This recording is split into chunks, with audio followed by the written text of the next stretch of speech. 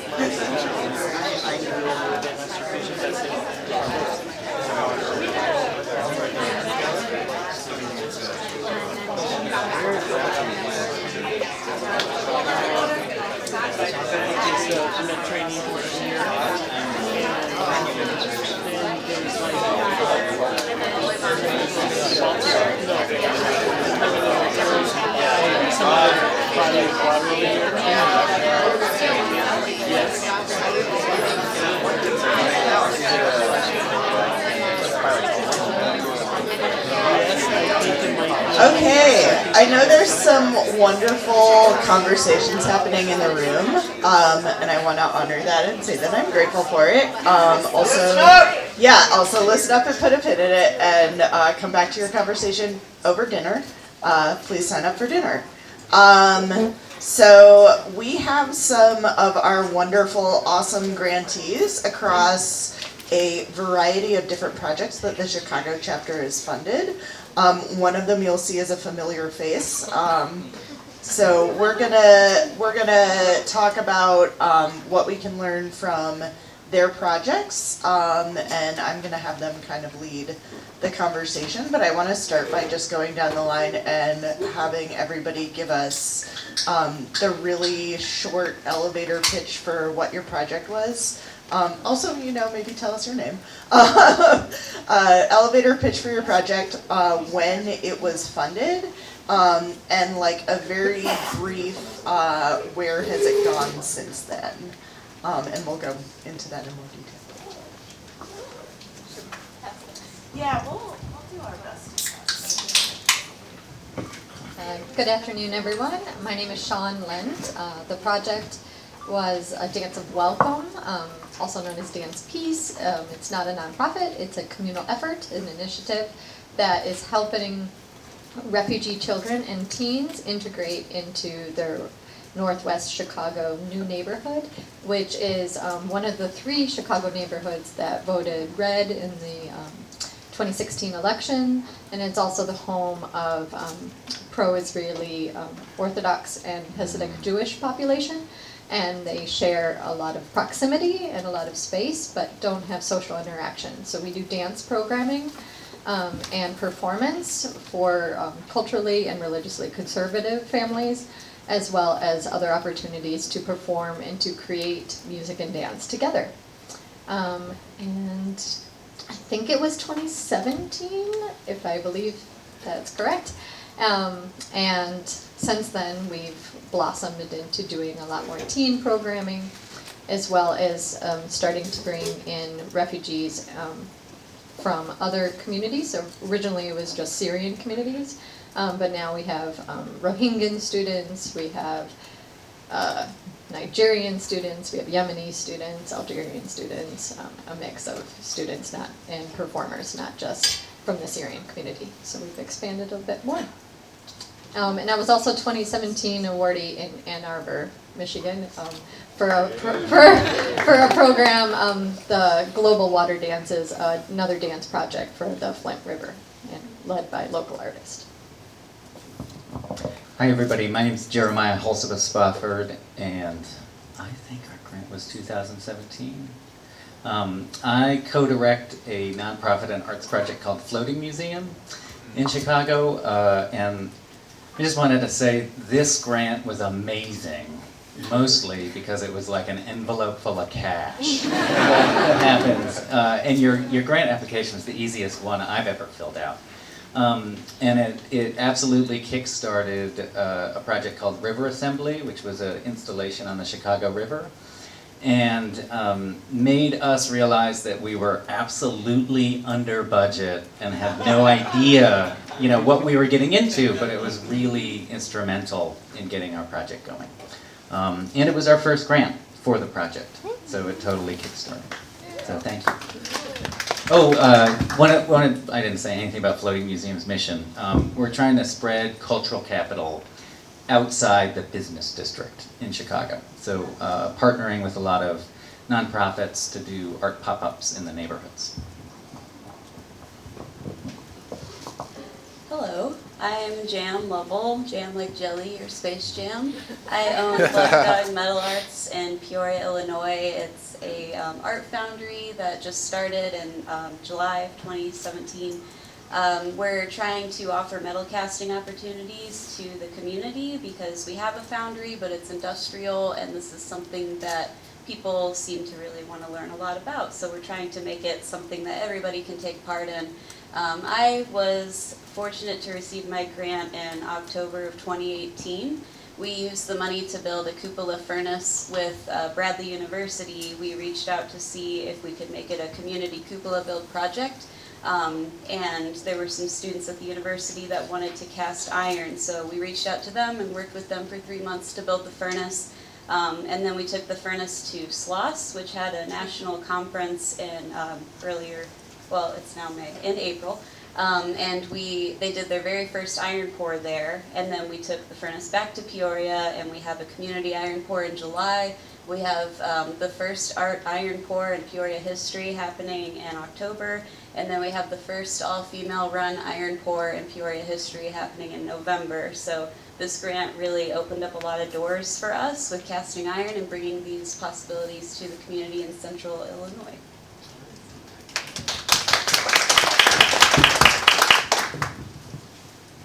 Hi, I'm Rhoda Rosen, And I'm Billy McGuinness. and we're of Red Line Service. And we won our awesome grant in 2015. Until then, Billy and I had been talking to one another. We'd been like every day, phoning one another. It's a great idea. We've got this brilliant idea. But the Awesome Foundation really helped us understand there was proof of concept, right? Someone else heard it, and someone else thought it was a great idea too. And that really started and gave us the permission to go ahead and do what we've now been doing for 4 or 5 years. And so what we started with our awesome grant was going up onto the platform of the Red Line here in Chicago, which is our elevated train. And we would alternate weekends from the far south side, 95th Street, up to the far north side, Howard.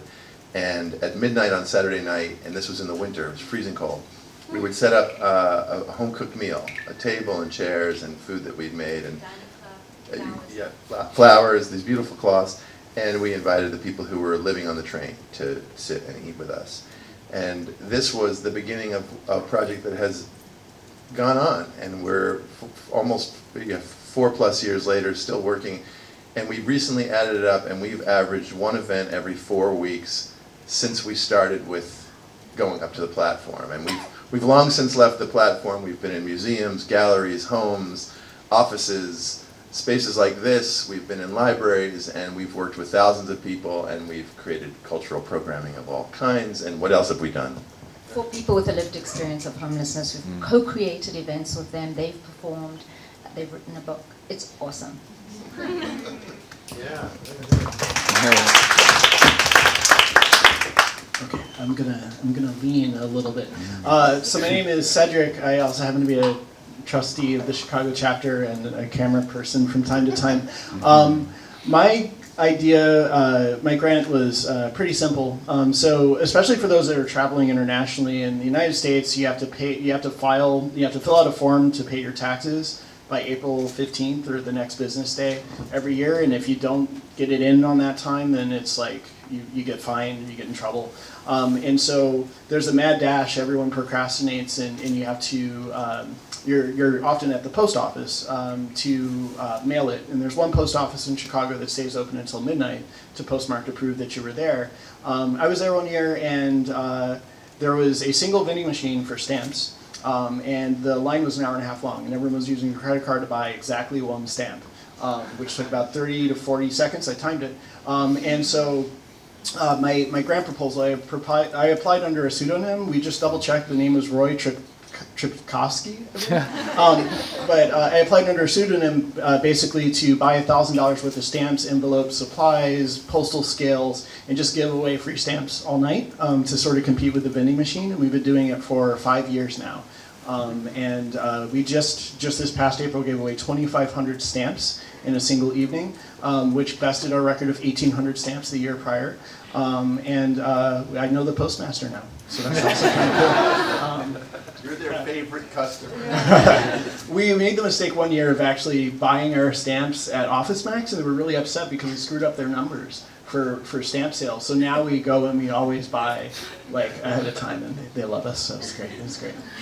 One last thing. We don't actually say who we are most of the time. We're just like, oh, stamps are on us, and people assume it's the post office or something, and that's also kind of fun.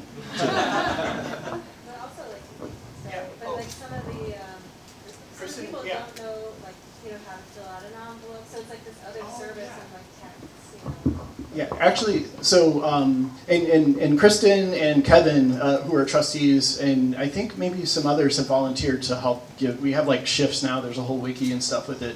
But yeah, like there's a lot of people internationally, especially students, that are like filing taxes for the first time and never filled out a letter before. So knowing that like the return address needs to go in the left-hand corner, those sorts of things have been really powerful. It turns out stamp math is a life skill. Like knowing this is 2 ounces and this needs like 70 cents postage versus 55 postage.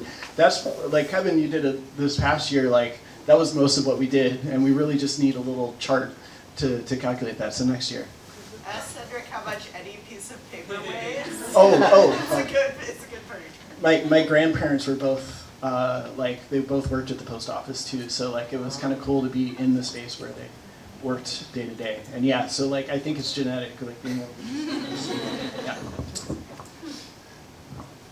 This is really awkward with this. Can we just Yeah, talk? we can. As long as you can hear everybody. If anybody needs an assistant at any point, if anybody gets hoarse up here on the panel, we'll grab it. But otherwise, we'll just talk. So we heard a little bit about everybody's project and a little bit about some of the context of some of your projects. Tell us a little bit more about how what you knew about the available funding landscape for the type of work you were trying to do shaped your idea and your plan for the project originally. Go ahead. Oh, well, I was just going to tell a quick story. It was right before we won the awesome grant. We had a meeting with the cultural commissioner for the city, pitching the project. And she laughed us out of her office because we said the word like 20 grand to float a barge down the Chicago River with like 20 artists and an LED screen and all these things.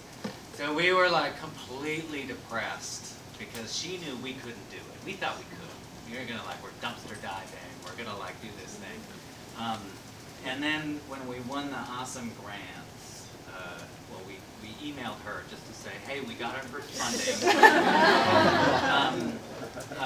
But when we emailed her, we got our first funding, we started a conversation also with cultural fairs in terms of a funding map, because that also helped just get our foot in the door to ask for advice. So I think that one of the biggest gifts of the grant was literally just like a door open to figure out fundraising avenues. Yeah, and, I mean, you all know this, but the grant is in this really beautiful sweet spot where you have some idea that something you want to do, and you're not a 501c3, you're not an artist that's won $25,000 grants in the past, and so you can go for creative capital and get the big $100,000 grant. You just have a small idea, and you just need a little bit of help, just that little bit of help, and that was crucial for us. You know, we have started to get some of those bigger grants, not really big, but 5 and 10,000, which is big for us. But I think for a lot of people out there, they need the $1,000 bucks. Like they have the great idea and they can kind of schlep and do it. That's our favorite word. But without that little bit of belief and that little bit of extra help, it may not ever happen. So it's a sweet spot in the funding world. I think that it was also validation for us because we were just starting out with our foundry, and foundry equipment is very expensive. My fiance and I own the business together. We both have done foundry work and fixed machines, so we were going to build a lot of stuff, but we thought if we can get this $1,000, that's enough to build this furnace, and that's going to open a lot of doors, and that's going to get us working with the community right away. So it gave us hope that we're doing something good with our business, and it also really allowed us to start working on things instead of giving up because we don't have the money to do it. It was really good timing for us. We had, the first year was kind of covered.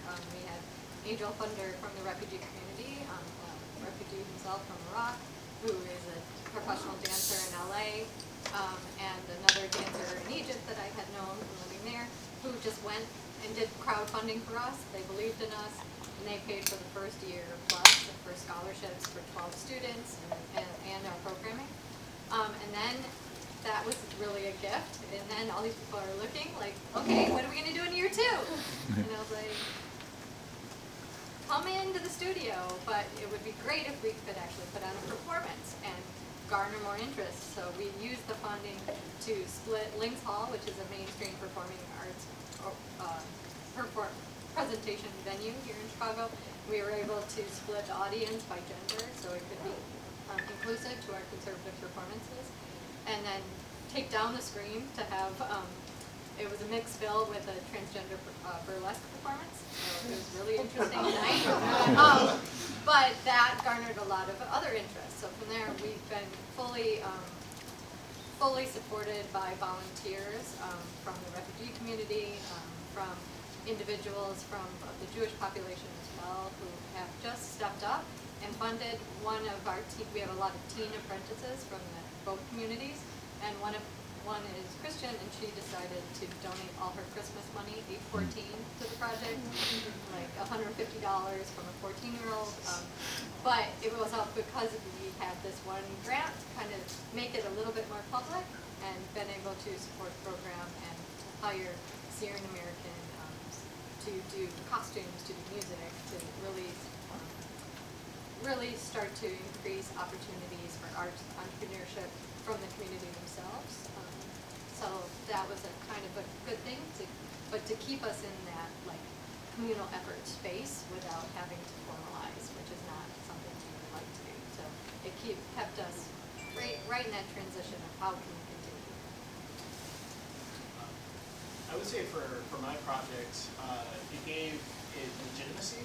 We almost got kicked out of the post office the first year that we tried to do it. Like they actually we just started to walk out and people were like, hey, you need a stand? And they there were like security people that showed up and they started like watching us and like radioing a person. This guy showed up in a suit and he's like, who are you with? And I was like, it was just an awesome foundation grant. And we pulled up the website and they sort of explained what the concept was, and that just having a name behind you so that it's clear that you're not like scalping stands or trying to like that helped a ton. Get tasered out of line. What's that? Get tasered out of line. What are you doing? Yeah. They were ready to kick us out. The second year they did kick us out, and by tweet popularity, we actually got invited back in later that night. So when you called this up, did you actually have like your project on the site? Yeah, there's free stamps with like an upside down photo from the line last year. They knew the problem with the vending machine too. So. Okay. Funding is obviously a need that all of these sorts of projects have. Can you talk a little bit about some of the other needs that your project faced and how you met some of those needs?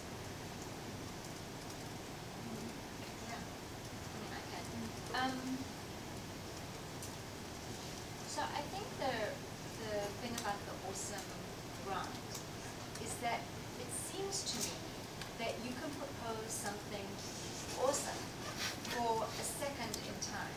It doesn't have to have longevity, right? It can be this thing. But for all of us, it served as that proof of concept that said, wait, we want to continue with this. So I like the fact that you can be either. There's no judgment about whether you want to continue or not. We were just foolish about to continue with the idea. And so for small collaboratives who, actually it really inspired me, I know I'm going along with it, but it really inspired me that you guys went to 501c3, because it meant, like, we could have made the big mistake, I think, of thinking, well, we did it, we got the money, let's become a 501c3, and we would have been chasing money before we learned the phenomenal amount of stuff we learned about the community and about increasing an audience and all of the things that we do now if we've gone too quickly down that road. So we're still a collaborative, should we be an entity with a bank account, you know, now we have a fiscal sponsor, but should we, that's still, we're taking our time and it's incremental. What hangs us up, I think, is our next biggest need is, I'm going to speak for me, sorry, right, but is space.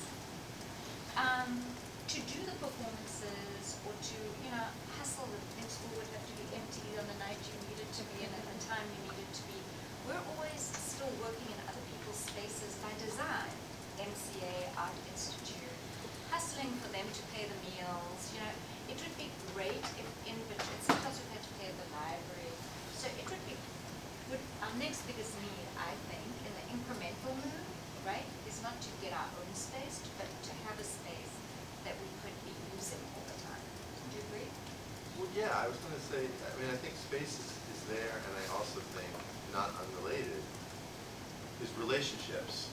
And that's something, I mean, just that we're here now, 5 years after we got the grant, is we have a long-term relationship, and which you have graciously made possible by continually inviting us back for conversation, for a $500 grant when you celebrated your 5th anniversary and so on.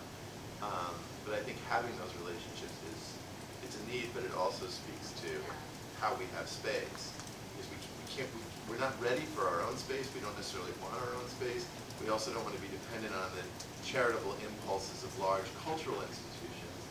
We'd much rather have a partner that's at our level and maybe of a similar mindset to just kind of get this thing done through cooperation, through relationships, and so on. Just to really quickly define a term that we're using a lot for anybody who's international, 501c3 refers to the part of our tax code that says a nonprofit doesn't have to pay taxes. Right. So that's what we call like a formal nonprofit, like the one that I work for, the food bank, as opposed to like an individual artist who, if they go to the store, they have to pay taxes. Yeah, and I wanted to say we had the exact opposite experience because we were like, we have to pay taxes on $1,000 personally. Right. Let's start a nonprofit because we didn't Right. want, because we were, then really chasing for other grants. We suddenly realized that like we don't want to pay personal taxes on that. Yeah, we don't either, but. But that's where you can do the entity in a bank account. Totally, I'd go yeah, to a full yeah. way. I mean, I think that the other thing I would say is a real, I'm sorry. No, go The ahead. other thing I would say is that it's the moment of transitions where the needs occur. I don't know how you all feel, but one of them is, what do we do now? Who are the experts? Who can we ask? So your whole day today, I was just like, I should have been here the whole day. I was But that's when you're in this transition phase of donors just giving you $4,000 on a weekend and saying, guys, you did this awesome thing, it's time. You've got to become a 501c3. And we're like, do we? we don't know what questions to ask or to go to. And so that's another pain point where having the connections and the relationships and the experts help us to define the questions is a real need. In terms of resources that are beyond fiscal, it's a combination, but one thing about the awesome grant that really fit us is it's not a foundation that has an agenda. We are on this political, really interesting zone where we've had, people who can't participate in anything that has peace on the poster, right? Then that's a normalization project that they cannot participate in because of political issues. We've had a Hasidic Jewish donor that wanted to donate keyboards but he couldn't be seen participating, so he made his phone calls from the bushes outside his home, so his family didn't know he was donating keyboards. It's a tense situation, so being affiliated with any foundation that has their own agenda, we have to be very careful. And the great thing about the Awesome Foundation grant was it was a fiscal resource, but it was also people-powered, and it didn't have an agenda that we were trying to fit, or it wasn't like, how do you do social justice? That wasn't the question, right? And the question is, what are you doing that's awesome? And that openness helped us fit into that situation, and also do what we were interested in doing and exploring without being part of a bigger agenda. So that was, it's part fiscal, but it's another resource that is just really important that we found out. I would say just in general tools, like having access to tools as resources for the stamps thing, for example, like volunteer scheduling was really tough. And I searched for software, for example, and actually my team had to stop me from writing software. Over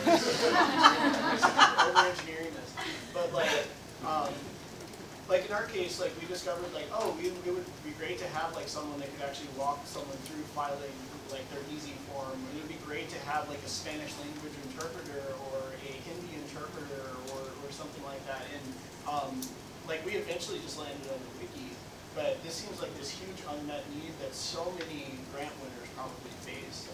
And so like having a common platform to do that sort of stuff, I think would also be helpful. And there's a lot of other, I think, CrossFit like marketing tools, like those sorts of things could also be a thing that we could help with in the long run. Quick question. Oh, sorry. Go ahead. Yeah. How many of you have spread the word about Awesome, where you saw someone's application go to being awarded? Never saw anyone.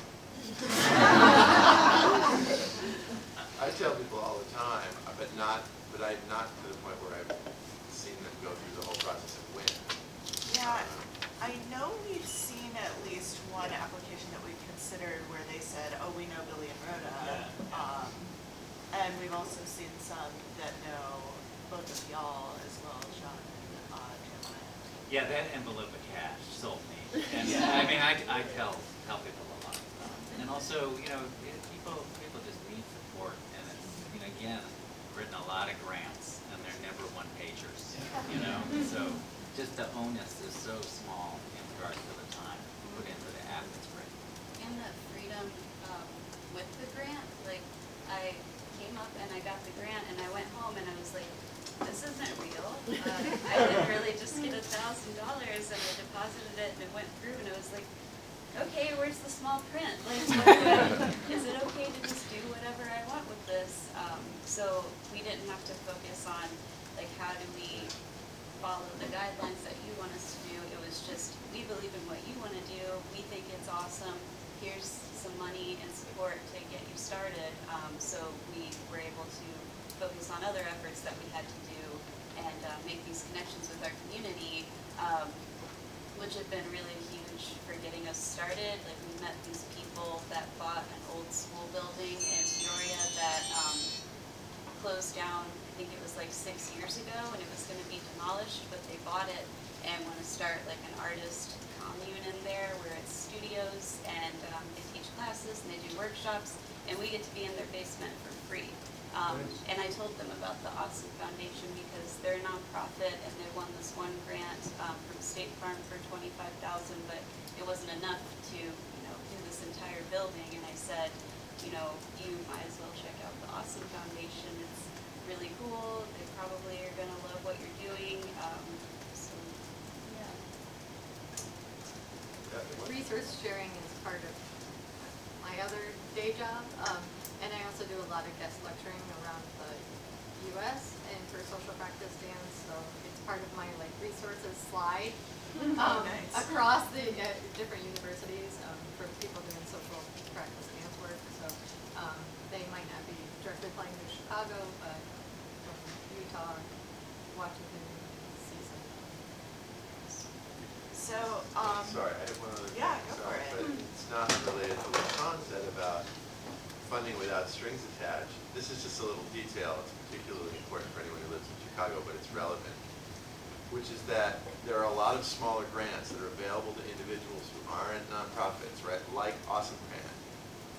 But the one from DCASE, which is our city institution, which gives to artists, specifically stipulates you cannot pay yourself. You can do anything you want with this money except compensate yourself for your time and your energy. It's so insane. And I can't imagine they consulted with any artists on how they structured that thing. But that's actually not uncommon. I've seen that in more than one grant application. U.S. State Department alumni, Fulbright alumni, just filling it out. You can do anything but pay yourself. Wow. Yeah. Yeah. So the unrestricted funding, like I can do anything I want with this $1,000. Wow. Thanks for like trusting us to know what we're doing. Appreciate it. So I think we sort of started getting into this conversation, but I want to ask kind of a two-part question. What would you tell us as awesome funders to make our work more awesome in the future? And what would you tell somebody who wants to apply for a grant for their awesome project?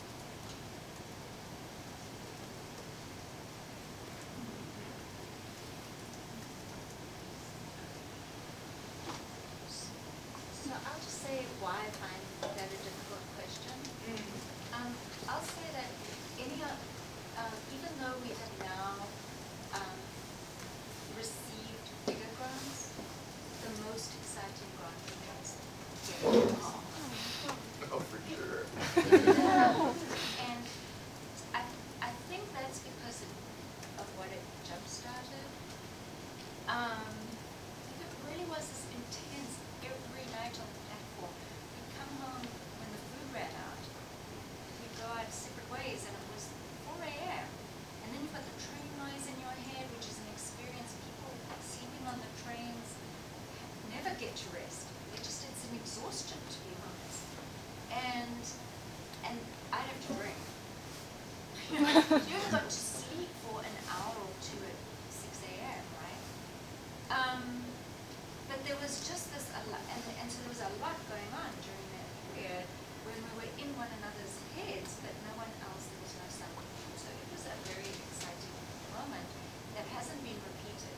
Now we really go like, is it 3,000, and are we going to do this amount of work for that? And there were sorts of other criteria. Is it really going to help us, and are we the right fit? And it's a whole different thing.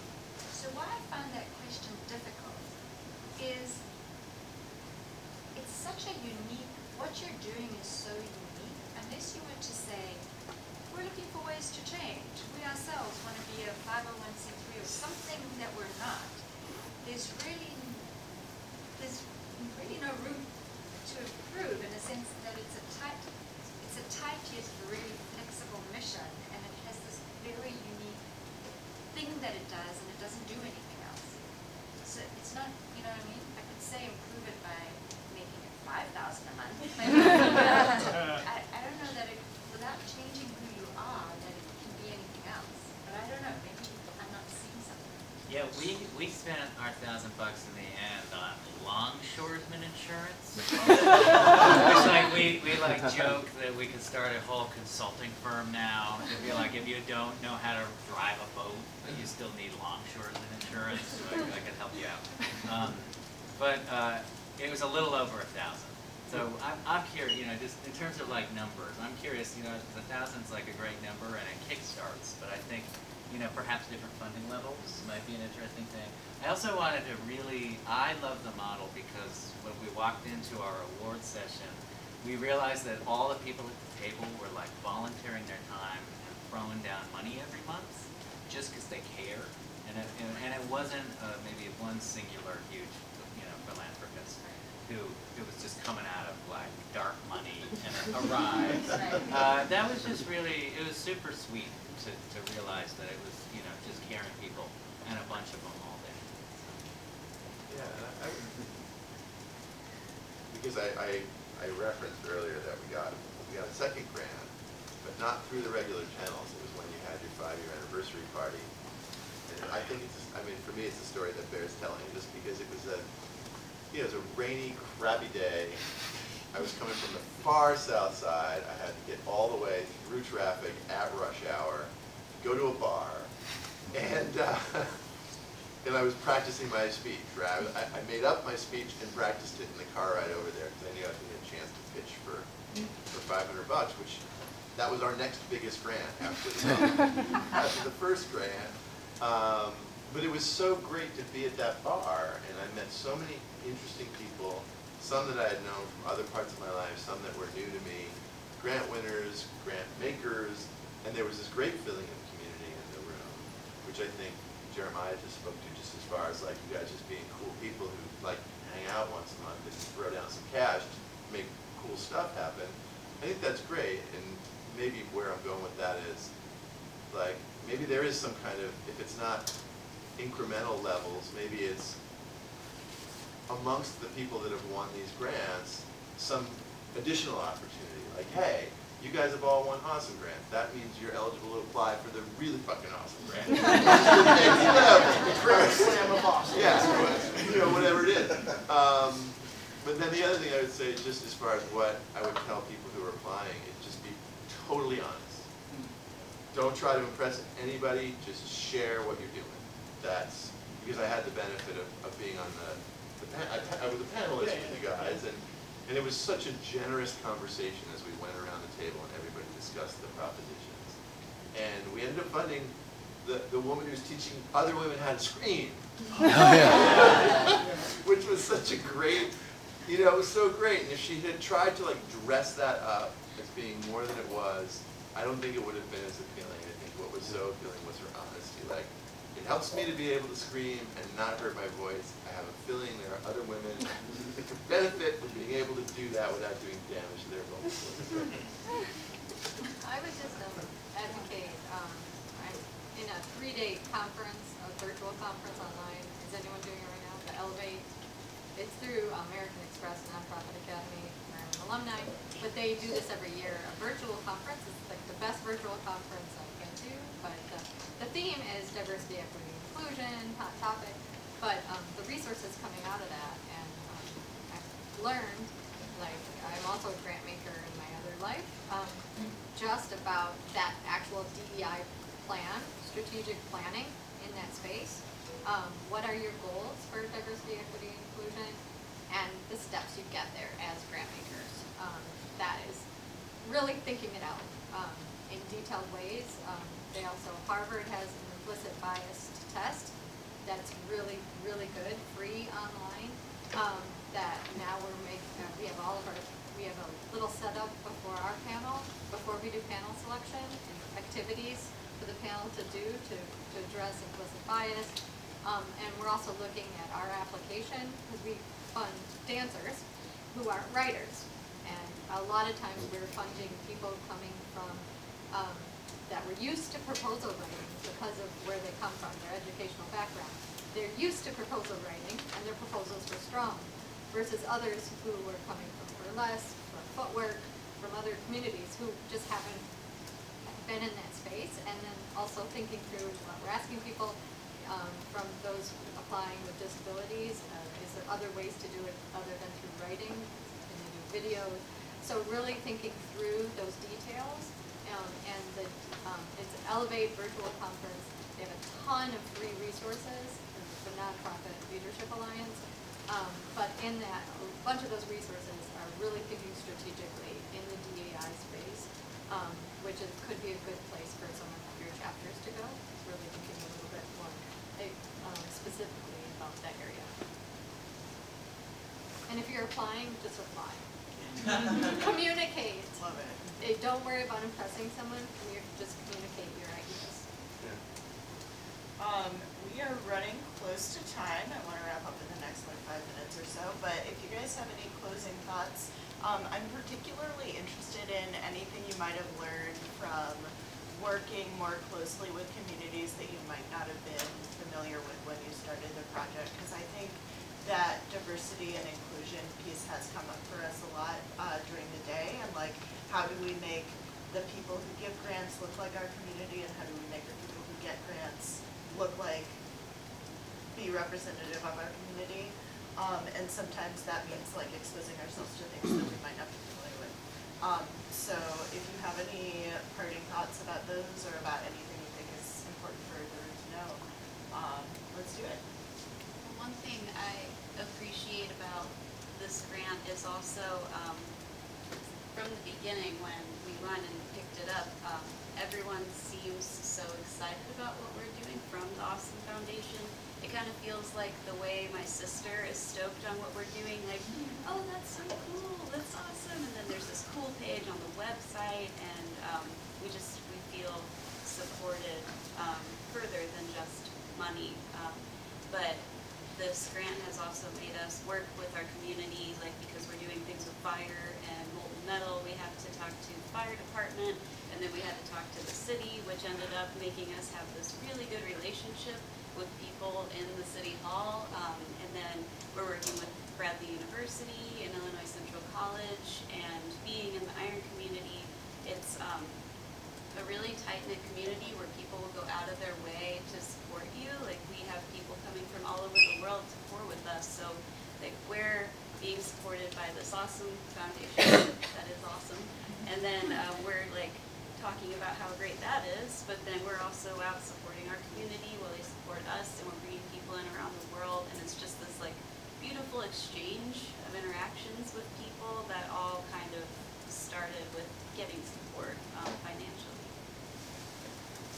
We've had cohorts that support one another in grant applications, just kind of start to bubble up. Like a group of 6 people come together to help each other think through their ideas, how to put together an application, where to apply to, and just kind of pro bono peer support that are working in this space. So maybe encouraging them, helping to build networks of people with ideas coming from all different types of communities and how they're defined, but peer support in applying for grants, thinking through ideas, making things happen when you don't get the awesome grant, how do you continue, and also, so maybe some peer support networks have been really helpful, especially reaching into different communities here in Chicago. And in Flint, peer support groups. So I would just say very quickly that so first of all, in the museum world, there's a lot of talk around the aging collectors and donors that support the cultural work, and where are the new donors, and where are they? But in actual fact, what this room shows is that you can engage much younger donors by just having a different model that's not $1 million or you're not in, but rather $100 a month. And I think that just you guys promoting that as an alternative model would change what funding looks like, has the potential to change what funding looks like on a much larger scale.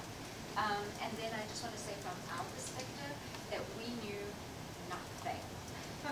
We were like, oh, we're just put on train platforms and meet people who are experiencing homelessness. And we did that, and now we have extremely deep relationships with a wide number of people with a lived experience of homelessness. And Billy likes to say that it extends to an international coalition of people experiencing homelessness and people working in the arts to find different models. It's obviously the not-for-profit service-driven model doesn't work. And so we were recently in Manchester where we were invited to talk there, and what we did as a group of people interested in this field was to commit to, if we ever become a charity or not-for-profit, that we will make sure that 50% of our board has a lived experience and will become co-authors of future work. Accept proposals in other languages, or have a checkbox if English is not your first language. We do support UTMB, but it's not very well known, and that's actually maybe like sort of related to the thing that I've observed. Like stamps is really interesting because procrastination I've learned is universal. Like I see CEOs I know alongside like people driving in from like the far southwest side of the city. But when they ask, I don't tell them about the Awesome Foundation when we do stamps unless they ask like who's behind this. in explaining the Awesome Foundation, what I've observed is that different communities will sort of do like, oh yeah, I'll apply, and then other communities will be like, oh, that's probably not for me. I'm probably not entitled to that. And so I think we can do a better job as a foundation of telling the stories of our grants. We actually had an opportunity a few years ago, Chance the Rapper retweeted something that we were involved in. And we got no proposals. I think we maybe got like 2 proposals from the neighborhood we grew up in or anywhere nearby there. And so I think, you know, in telling the stories of the grant winners, I think people will start to see the fact that, oh, these people are like me. This was really just a simple idea, and I can participate because I'm invited into the process. So I would say for the next 10 years, that's one of my personal goals. Yeah, I was gonna say something similar, that like we would be happy to get leveraged, you know, by the Awesome Foundation more, just because it was a pivotal thing. Yeah, and I also wanted to say, somehow when I Googled like money in Chicago, or like, like in the middle of the night, totally panicking because we needed some money for something, like Awesome Foundation came up relatively high in the search results. So somehow you're doing something pretty well. I don't know how Google works. Whoever did that SEO, yeah, it does. So you are findable. I think that's really important. More than the Burners Without Borders, it's a similar model, but it's harder to find and wrap your head around it. And I think something that's indicated by your question, Erin, is that you have an interest in growth and learning, and you asked us, what have we learned? And Rhoda's right, we knew nothing. But one of the things that we've learned through this process, or what has become really solidified for us, and it was in what Rhoda said about the service model not working. The service mentality, the charity mentality, the we who have are going to give to you who do not, and then you're going to say thank you mentality is a total dead end, right? And we're still steeped in that in this city. I mean, we're within sight are all of these incredibly huge, well-endowed foundations who are still operating with that mentality, but they're not monolithic, and there is change happening. And so we approach our work from a place of, well, if there's a problem in the city, and some people have houses and some people don't, we're complicit in that, right? We're that problem. So if something needs to change, it's us that needs to change. That's the mentality we try to maintain at all times. It's a hard mentality to sustain. But your question is indicative that Awesome Foundation as an organization is saying, right? What are we doing? And this has been revealed in all the things that people have suggested. What are we doing that is maybe unintentionally complicit with some of the problems that we're trying to solve? And how can we look at our individual structure or organizational structure to upend those things, even if we're not making radical changes, right? Something as simple as offering foreign language applications to our, I think, so you've heard a lot of great responses to that question. But the idea of self-transformation, and as much as we're grateful because we got money, like, you didn't actually serve us and you didn't actually give us anything. That money was just a cheap way to start a relationship, an ongoing relationship that doesn't end with the grant. That the grant is the beginning of the relationship, the same way as you sit down and have a cup of hot cocoa at 3 a.m. on the train platform. That's the beginning of the relationship, not the end of it. So we've learned that. Awesome. Great. I think that's our show.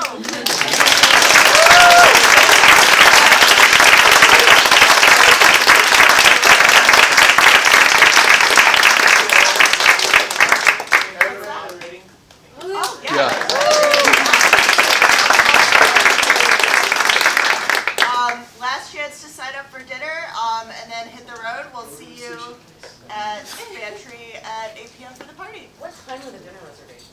So they're listed on the form. Some of them start as early as 5:30, so if that's the case, start going. Yeah. Otherwise, if you have a little bit longer, if you could make sure to dispose of any cups, plates,